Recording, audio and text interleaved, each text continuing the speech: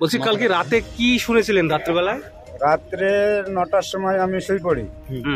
রাতে একটা হঠাৎ সাউন্ড আসে, বিশাল সাউন্ড। তারপরে তখন তার শুয়ে থাকা যায় না, পাশে বাড়ি। উঠলাম, উঠে যে দেখলাম, প্রথমে দেখলাম এই ঘরের ছাদ দেখে আমার আর কিছু দেখতে ইচ্ছা করেনি। ছাদ এরকম ভাঙিব, মানে সব উপরে ফাঁকাই, পাকা ঘরের ছাদ। হ্যাঁ, পাকা ঘরের ছাদ। তারপর তো ওয়াই দেখিয়ে তারপরে আর একজনকে যাই পাশে দেখছি, একজন সাবেরুল বলির নাম, ওর সাথে এক ছেলে, ওকে ধরিলি চিল্লাছে বাঁচা বাঁচাগিরি।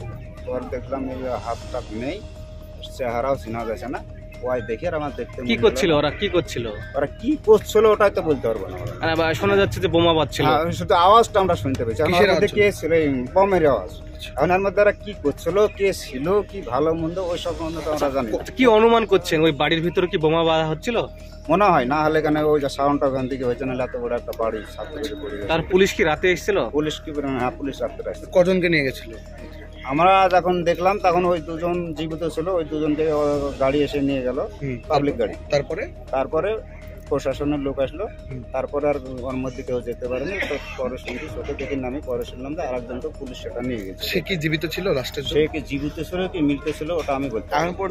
আপনার নাম? আমার নাম ইসলাম। শুনতে পেয়েছিলেন রাতে? এমনি ধরামকে শব্দ শুনতাম না, কিসের আওয়াজ, কি কে বলবো, শব্দ বিকট শব্দ হলো, তাই দেখুন। কখন সেই শব্দটা?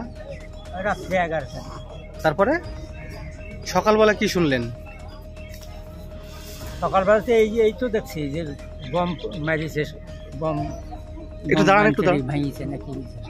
তাহলে এই যে বাড়িটা ভেঙে গেছে, পাকা বাড়ির ছাদ মাত ভেঙে গেছে, এটা কি বোমার জন্য হচ্ছিল? কিসের জন্য হয়েছে তা আমি কি করে বুঝবো?